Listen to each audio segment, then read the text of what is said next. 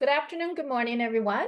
Where you join us from, a very warm welcome to today's Communities and Civil Society debrief on the 53rd board meeting of the Global Fund, co-organized by GFAN Asia Pacific, Seven Alliance, and the Asia Pacific Learning Hub. My name is Jennifer Ho. I'm with GFAN AP, and I'll be your moderator for today's webinar session. Sorry. So before we get started, a few quick housekeeping announcements. This session it's being held in English and interpretation it's being offered in Hindi and Bahasa Indonesia. You can see on the screen on how to access the interpretation.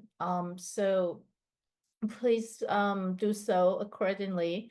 And as participants, please turn off your videos and mute your microphones. If you're experiencing slow bandwidth, please close any unnecessary programs and/or application in your device. And please feel free to use the chat box to engage with one another throughout the session. Please note this session is being recorded and the recording will be made available on our social media channels after the event. GFAN AP is committed to ensuring that this virtual event is conducted in an inclusive and safe environment and will not tolerate harassment of any kind. Participants that engage in disruptive behaviors may be removed without any prior notice. And on that note, how do I go to the next slide? Oh, sorry, this is, okay. Okay, so let's get started. Today's session has two key objectives. First is to strengthen the understanding of Asia-Pacific communities and civil society on the deliberations and inputs from the communities, developing country NGO, and developed country NGO delegations on the board of the Global Fund. And second, to provide Asia-Pacific communities and civil society understanding of the positions on the Global Fund governance issues. Just an additional side note, we're very much aware that many of you probably have already heard or are somewhat aware of changes pertaining to grant cycle 7 and 8. And just to note that today's session will not be diving into discussions about grant cycle 7 and or 8. We do have another webinar set up tomorrow specifically on this issue. So please do also join us for tomorrow for further discussion on that. And to also note that another call around before the end of June, early July, will also be set up by GFAN AP and partners right before the Global Fund Committee's discussion. So issues that or conversations that arises today, we will have another follow-up poll later on as well. So look out for that as well. Today's agenda, then, we will have a number of representatives from partners to share their thoughts and perspective. First, I will, after my introduction, invite the regional coordinator of GFAN AP, the Learning Hub, and frontline aides to come and give a few words of welcome. And then Rachel Ong, regional coordinator of GFAN AP, will help provide an overview of key discussions and decisions from the 53rd board meeting. Following Rachel, we have invited representatives from communities delegation, from developing country NGO, and from developed country NGOs to come and share with us the positions from each of the delegation and their key concerns on some of these critical issues. And we will then open up the floor for question and answering and wrapping up the day after that. So on that note, no, then let me, Rachel, you did not put a slide of yourself. So then let me first then invite Rachel Ong, Regional Coordinator of GFAN AP, to help provide an overview of the key discussion and decisions from the 53rd board meeting. Rachel was also at the board meeting in Geneva, so we'll be able to provide inputs from her side as well. So Rachel, over to you. Great, thank you so much, Jen. Maybe Jen could just switch off the background slides for now.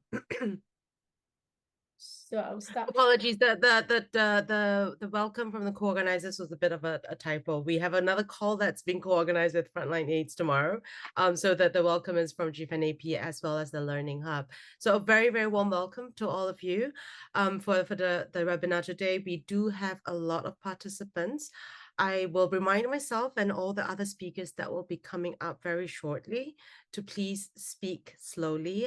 Thank you for taking time off your busy schedules to join us for the call today. We do have a lot to cover. As Jennifer had said, that we're using this opportunity for you to interact and meet with the different delegations that represent communities and civil society on the Global Fund board, and in follow-up conversations as well as in other webinars, we hope that we will be able to support them as well as to bring your voices and your concerns from the Asia Pacific region to the Global Fund governance processes. So thank you so much for joining us today, and over to the Learning Hub for welcome.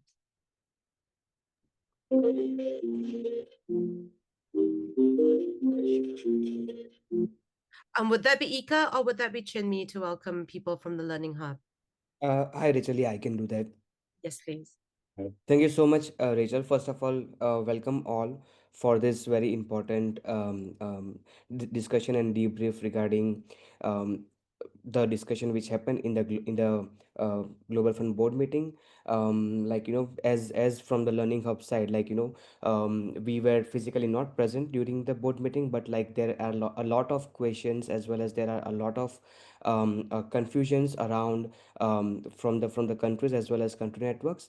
And this call is especially for us to also look into what were the discussions about the Global Fund board and how we are going to um, uh, affected at the country level. So welcome everyone for this important discussions, and looking forward for the insights as well. Thank you so much.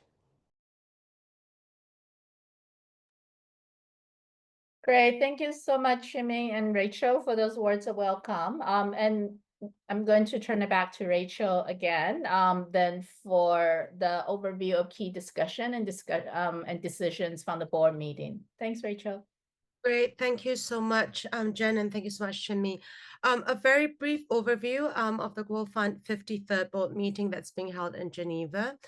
Just also as a note that there will be no further board meetings this year from the Global Fund board. The next board meeting is scheduled for February next year due to the timelines of the replenishment and other major activities that will be influencing some of the governance processes, and I'll share more about that later. There were three main decision points from the 53rd board meeting. I will skip the first two because it's the adoption of the rapporteur and the adoption of the agenda. The third decision point that was made by the board was around the change of the TORs for the TRP members. This is basically due to the various activities or the various changes in terms of the grant cycle reprogramming and expected changes to that. So the decision was made collectively by the board for the TRP TORs to change. However, that being said, it was still, however, a pretty packed agenda by the Global Fund board. There were a lot of discussions, I suppose, given the donor crisis that's going on. People are very careful about what they are sharing, but optimistic to a certain point and extent around things that are happening at this point of time. So there were various things that happened and were shared, things like that. There was an update around the HIV, TB, and malaria priority areas, risk and opportunities, as well as on RSSH. the executive director shared a verbal report about the progress and some of the corporate priorities in 2025. So as a point of information sharing, there is some restructuring that's also happening now at the Global Fund Board. We're going to be, sorry, not at the Global Fund Board, within the Global Fund Secretariat. I think one of the things that we might anticipate would be a leaner organization that would be given the current circumstances. There are certain sobriety measures that are already happening within the Global Fund Secretariat around cost controls and budgets. There was some conversations and shared updates from the risk management and annual report. There was also information shared by the OIG. That was pretty much conversations around day one. That generally most of the donors still continue to express a lot of support for the Global Fund, looking at ways for the Global Fund to work more effectively and leaner. They generally accepted that given the circumstances that there would be expected higher risks in terms of management and internal controls, and as well as program implementation. The second day for the board meeting started with considerations for grant cycle 8. So I'm going to pop a link on the chat box very shortly that will give you access to all the Global Fund Board meeting documents that was shared for you to understand what was shared with board members for their inputs and for their conversations, for you to get a better idea. So there was also the revisions to the TRP terms of references, and basically, as I mentioned, it was around evolving the TRP model in the current context. An update was shared around the resource mobilization efforts of the Global Fund Secretariat, and then the day ended with a closed session by the Global Fund Governance, by the Global Fund Board. I think a lot of conversations that centered around day 2 was around concerns around making sure that as there were revisions to grant cycle 7 as well as grant cycle 8, that we do not neglect the meaningful and effective participation of communities and civil society in the grant cycle processes. However, I think generally there is the will, but we'll need to make sure that we continue to advocate to make sure that it's not just the intent, but that is being implemented more effectively.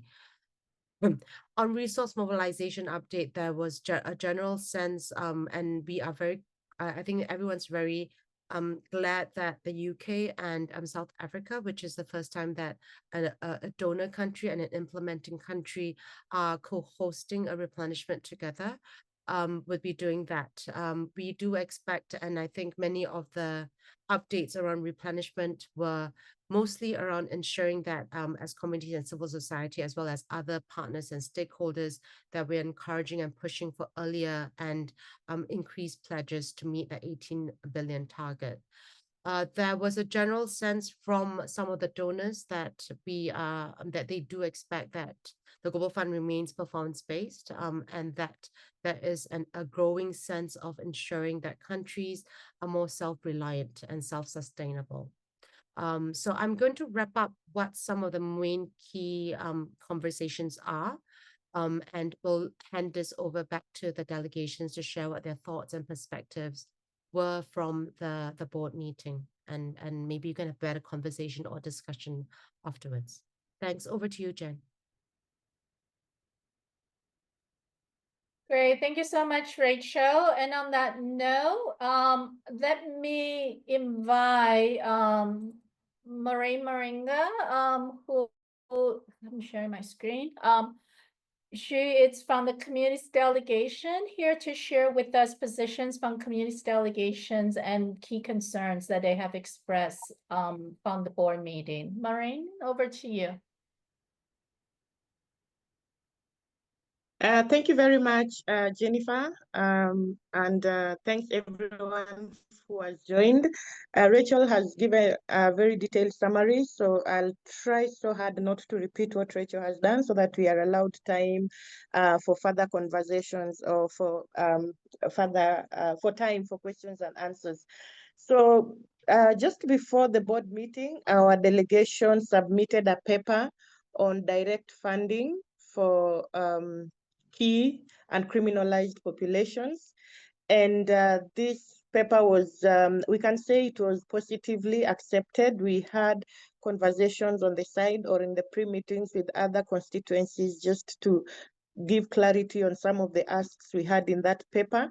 And one of the wins was that the executive director said it could be considered for grant cycle 8. And this paper is actually a mechanism of availing direct funding to criminalized populations, especially in countries where, as we see countries significantly moving towards domestic resources, they may not be considered as existing populations and therefore they could miss on services. So the paper is supposed to help us to ensure that to ensure that we are mapping out these communities that are in criminalized settings and ensuring that they are not missing the services. Then we also were concerned, like Rachel has said, they shared some key performance indicators across the 3 diseases. And part of our concern was that despite many years of advocacy, Global Fund is still not investing significantly on human rights and gender. The human rights and gender KPIs performed poorly. None of them reached the 50% mark.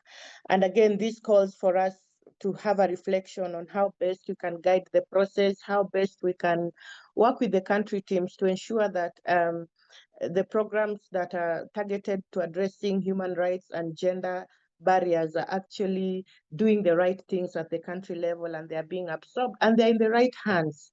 The resources are in the right hands. So this is something as a delegation, we thought that even after the board meeting, we can have a conversation with the other stakeholders, including our constituents, on how we can support the work on human rights and gender. We also had conversations around engagement of communities in CCM. And this is because a lot of things are happening. Reprioritization of GC7 grants, it will involve CCM engagements. We know some CCMs are doing really well, but there are some CCMs where criminalized populations and some community representatives at all. So we are trying to work with the Secretariat in terms of improving engagement of communities in CCMs. Some of our talking points had that concern that we need to strengthen the CCMs and we need to support community members in the CCM to be engaged more effectively and to have an equal voice, not just a passive tokenistic position. One other area we were very concerned around was on the grant cycle 8 resource mobilization. And of course, we really needed to get more information. We thought the momentum was a bit low, but we understood why. But we also are calling out to be engaged. Of course, we are happy to use our voices, to use our constituents of the countries, to contribute as much as possible to the grant cycle 8 resources. One thing that we are looking, or one thing that we kind of foresee is that we may not reach the targeted, and looking at how some of the board members were not very optimistic. We are trying to prepare our constituents for the eventuality of a smaller GC8 and how we will ensure that we are protecting programs that save lives and that matter to our constituency, despite a smaller grant cycle 8. We don't know what that would look like, but we're just trying to prepare ourselves on what it could be. In as much as possible, again, we know GC8 can only be successful with enough domestic resources, and therefore we are just calling on our constituents, please, if you're able to do any advocacy in your countries around domestic resources for health, please just contribute, engage in budget making processes, because where we see this response going is that more and more it will go to countries. We are also we shared our worry around a possible heavily commoditized global fund where many resources would go towards commodities and what that would look like in terms of supporting access to these commodities for our constituents. And therefore, there is a possibility that if GC8 would be smaller, the global fund programs will be heavily commoditized, and the need for us to look at how we can leverage, how we can support to get other sources of funding, and ensure that we are not losing some of the gains we have made in terms of supporting communities to address the barriers to access. In terms of RSSH, our usual ask was that the RSSH is not stressing enough on the component of community system strengthening. It's mostly focused on disease surveillance, on health system strengthening, but very little on community system strengthening. We appreciated the report that many countries are already doing community-led monitoring, but we are hoping this is not something we will lose with the reduced funding and in the global health financing crisis that we are facing, because this is the time that we need to really monitor if constituents are receiving services, and this is the time that they risk losing rapid transitions. We also looked at the risk report, and we thought it wasn't very it was a good risk report. It was reflecting the current challenges, but we didn't feel that there was a strong alert to the risk on anti-rights movement that is rising. And we know this is tampering with access to services, especially for the key population. So we really appreciated that it captured a lot of the current issues, but we are hoping that in the future risk report, we can also highlight how the movement, anti-rights movement is affecting the global funds policies, and also the global funds intention of reaching everyone and leaving no one behind. So, of course, a lot of time was taken over the reprioritization of GC7, and because we are not going to talk about it, I'll leave it there. Thank you very much. Great, thank you so much, Maureen. I lost my screen. And just before we move on to the next speaker, I'd like to invite if there's any other members of the community's delegation who are here with us to please either raise your hand or kindly introduce yourself in the chat box. For colleagues here who are joining us today to be aware of as well. I seem to have lost my screen. Am I still sharing my screen? Sorry, Rachel, I need help. Tech help. All right, let's move on. And let me next invite Ika Novianti, who represents the developing countries NGO, to also share the position of the developing country NGOs with us and their key concern. And Ika, sorry, before I turn the floor over to you, Maureen, please also feel free to share the position paper of the delegation. I think there's a link, or it has been circulated around, but if you would like to share that, please drop that in the chat box for everyone to access. And on that note, let me kindly invite Ika to take it over from here. Ika, over to you. Thank you so much, Jen. Hi, everyone. Good morning, afternoon from Bangkok. As Jennifer said, my name is Ika. I will speak today on behalf of the developing country NGO delegation. Yeah, this board meeting was unprecedented. We have never been in this situation before, that we have had to reprioritize grant midway through the cycle, in addition to preparation for GC8 beginning next year. Though, as we know, the world today is a frightening place. What at risk, what truly at stake are millions of lives. The intersecting crises we face have placed immense strain on health system and continue to threaten the continuity of essential service for HIV, TB, and malaria. And as always, it's the most marginalized and criminalized community who bear the heaviest burden. So all three diseases have been badly affected by the cuts, and the trajectory for HIV, TB, and malaria is bad and take us back. So we won't get into that, but there is more in the report that we share with all of you as a key takeaway from this board meeting. So during the board meeting, the board approved revision to the technical review panel to focus its engagement on high impact and core portfolio as well as transitioning countries, while allowing flexibility processes for other. The TRP grant review process was seen as overdue for reform, having changed little in over a decade. Our delegation insists that TRP continue its critical role in raising the alarm around power imbalance, human rights, gender inequality, shrinking civic space in many countries that marginalize civil society and communities.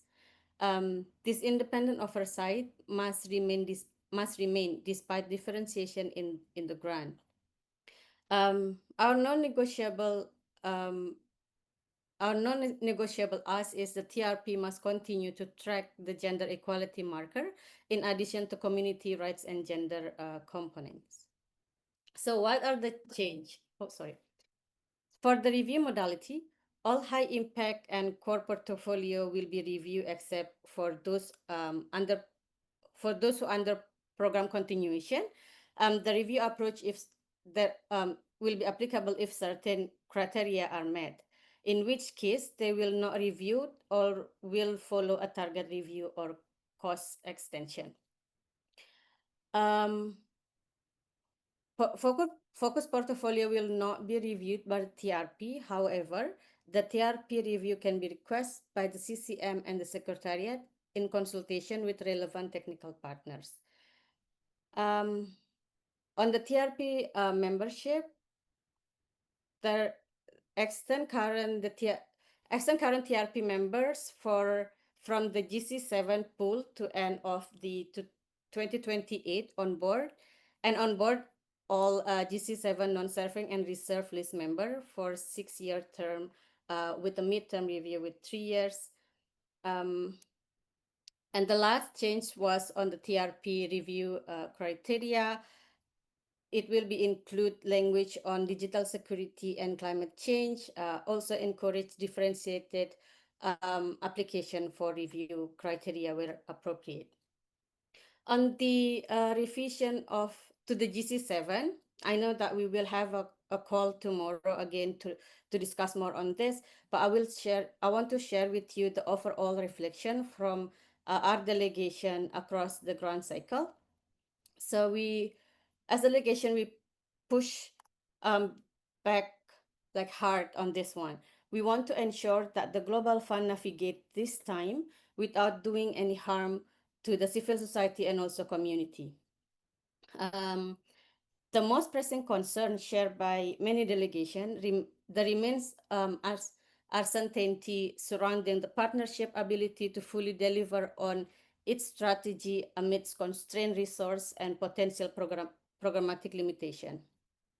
We also emphasize that the Global Fund vital role in advancing global health security, particularly through its investment in pandemic preparedness, resilient health system, and community-led response. And moving forward, accountability measure to ensure that civil society and community engagement. We share the concern regarding the meaningful engagement of civil society and community and it were acknowledged and addressed at the closed board meeting. Consideration for GC8. Looking ahead to Grant Cycle 8, our concern remains serious. We reiterate that efficiency and sustainability must not come at the expense of justice, human rights, gender equality, or the presence of civil society. If we offer simplified the grant making process, we risk removing the very element that make the Global Fund unique, which is the country ownership, inclusive governance, and also community-led action. We support calls from the community delegation for mechanism that directly resource community-led response in more sustained and flexible manner. On the risk management, we also spend time discussing at the Global Fund risk management framework. The Global Fund is currently operating above the defined risk appetite with many factors beyond its control. Ongoing collaboration with the OIG is a key part of this process, helping to guide the response and inform necessary adaptation to align risk management with the mission. And emphasizing the importance of board and civil society and community engagement in advancing the aid replenishment and maintaining program support. On the accountability and engagement, we were also glad to see acknowledgement of the need to improve accountability for civil society engagement. The Secretariat has committed to strengthening communication with the CCM, providing target support in countries where civil society engagement is weak, enhancing monitoring and tailored briefing, and also working with the CRG and regional platform to track whether the countries are actually following through on these promises. In closing, we said this to all partners. The world may feel unstable and the pressure are real, but we cannot retreat from the failures that built the Global Fund. If anything, now is the time to double down. We must act urgent and advocate fiercely for equity, justice, and community leadership in the global health. Yeah, because if we fail to do so, we risk not only reversing progress, but we risk losing our purpose. I think that's all from my side. Thank you. Great, thank you so much, Ika, for those really important feedback and that final comments as well. Just to note that we will have an opportunity for everyone to ask further questions and comments following our last speaker, Vitai Juma, sharing. But just in the meantime, please do feel free to drop your comments and questions in the chat box as well. And without further ado, it's my pleasure to invite Vitaly. Sorry, I'm trying to change my slide. I'm really not good with this today. It's Who okay. is sorry, I'm highly welcome. Who is the developed country NGO delegation to hear also share with us the positions from the developed country NGO and key concerns. Over to you, Vitaly. Hi, everyone. Thank you, Jennifer, and thank you for inviting me for this important webinar. I am Vitaly Juma, board member of the Global Fund Board from the developed country NGO delegation.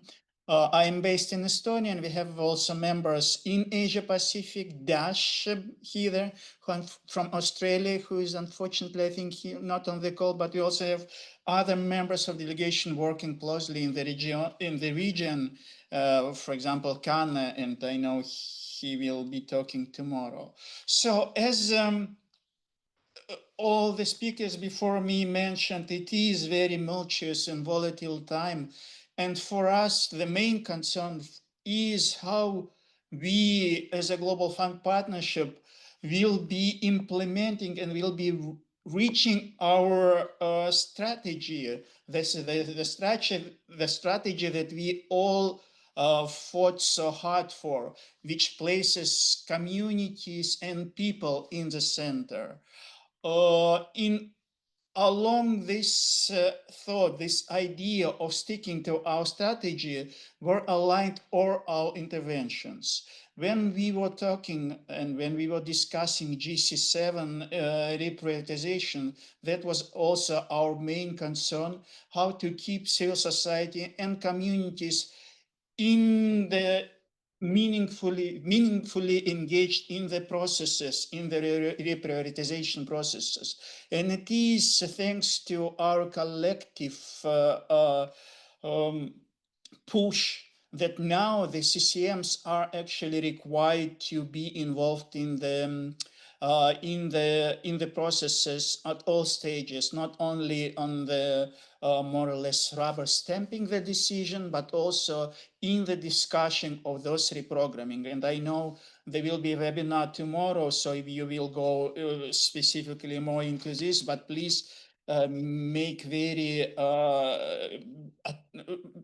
special attention to this. So there are opportunities for us to influence the decisions on reprioritization of the current grant.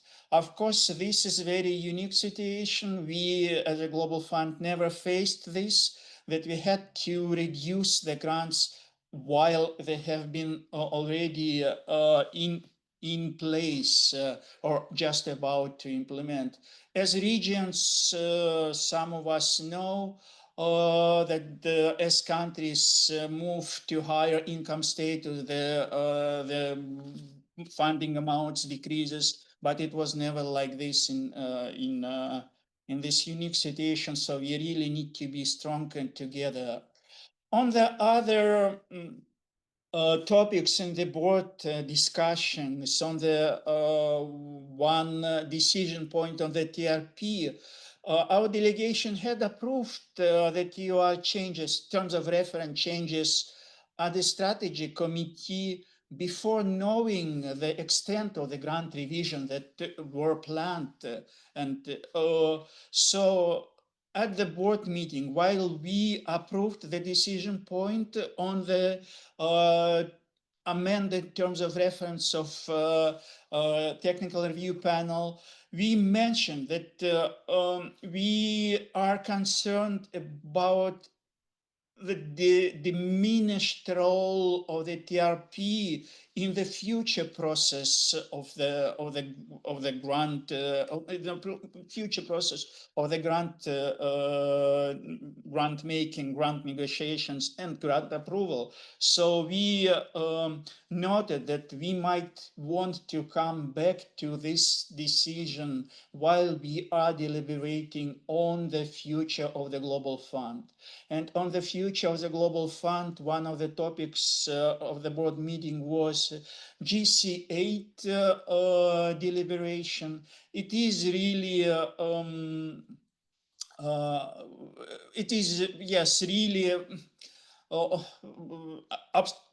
volatile situation, unknown situation also, as many donors have been saying well, long before this period, that the prospect of increased funding are minimal.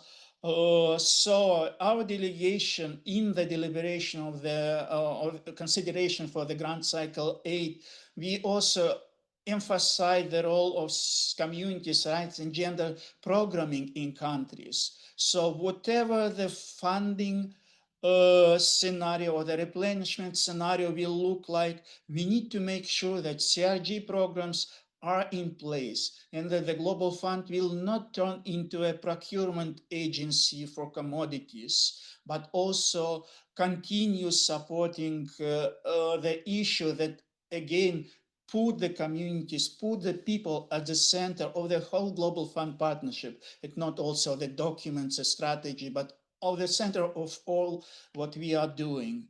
Also, in terms of the next cycle and the replenishment discussion, we emphasize that in any replenishment scenario, we need to ensure that the catalytic investments stay in place. And this is especially important in terms of supporting human rights programming and communities, especially criminalized and marginalized communities programming, while we know that even now, all those programs, human rights, gender equality programs, are likely to end up in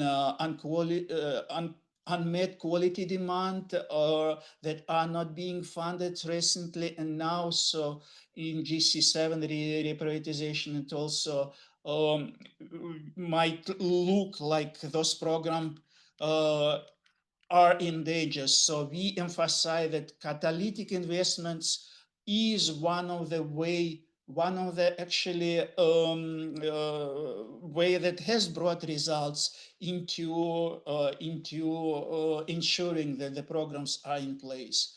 On the risk management report and annual opinion, we thought in one of the metrics, the documents indicate that funding risks are high, but considering all the situation that we knew even before the risk management was prepared, our delegation has recommended that the risk for the funding, for the donor funding, should be reassessed as very high. And it's not just a formal tick, but also this will lead to other actions within the secretariat. So it should be, and within our strategies. So it should be lead to changes in risk appetite. So alternatively, so this will also bring more attention to the replenishment campaign as it is going on right now. Yeah, I think this is very briefly our interventions, our key points from the board. I will also put a link to our key takeaways that we placed on our website. So please go ahead and familiarize yourself, or you can also ask more tomorrow our delegation member Kana at your webinar that you are having on the GC7 processes. Thank you so much. Thank you so much, Vitali. And again, I also invite delegation members from developed countries who are here with us today online to kindly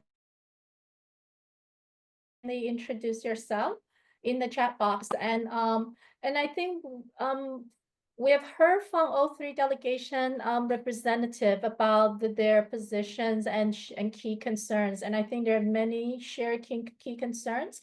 I've also noted a number of comments and questions in the chat box. So I would like to next invite Chimin Kumar, who is the coordinator of the Asia Pacific Learning Hub, to help us moderate this next Q&A session. Chimney, over to you.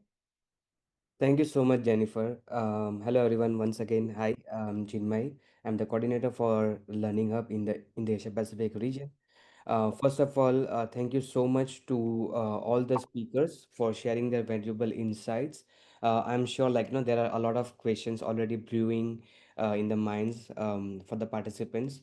For now, we only have 12 minutes for this session, so I'll just request everyone to be please quick as well as keep your questions short so that we can have more and more questions to answer, as well as just if you have questions, please raise your hand, or else you can also drop your questions in the chat box. um, Jennifer, may I request you to stop sharing screen so that I can see the people raising hands? Yes. Sorry, Yeah. here you go. Yes, Daniel, Thank over to you. you. Yeah, thank you so much. I was joined the 53rd of the Board Global Fund, also by virtual as a steering committee of Global Fund Advocate Network Asia Pacific. What I would like to raise is about looking at the participants who joined this webinar today. I believe almost all of them, the NGO who's represent the country level, or who engaging in the country level. It's good for them also to understand with the situation of the egg replenishment, what the engagement from them that we need to for them to be prepared. Let's say one, with the potentially difficult funding in the future to answer the 8 billion USD. What the strategy to mobilize resources in the domestic level for them, or how they engage in the CCM to make sure in the limitation that's the part of the cake is appropriately can manage and get the benefit directly to the beneficiaries. Then what they can engage for with the regional and collaborate with the regional or global to do advocacy, mobilize resources to the donors country or to their own government to support to the pledge or private sector, whatever it is, or maybe it cannot be discussed today with the limited of time. But I'm thinking they need to be understand also get more information on that, what the engagement of them need to, what we expect from them. Thank you. Thank you, Daniel. I guess we can take one more question. Sonal ma'am, over to you. Thank you. I had kind of two parts of my question. One was I wanted to know from the delegations, was there any discussion on changing the strategy of grant making? Because it is sure that moving forward that will happen. And again, it requires some work, but was there any discussion on that? And my second question was Global Fund is thinking more and more about environment and climate change. Was there any discussion around that? Thank you. Thank you so much. Maybe anyone from our speakers would like to respond to the first two questions. Yes, Vidal, you can go. Thanks. Sorry, Daniel, I think I didn't hear your question. I think I have some problems if you could put the chat. But on the Sona's questions,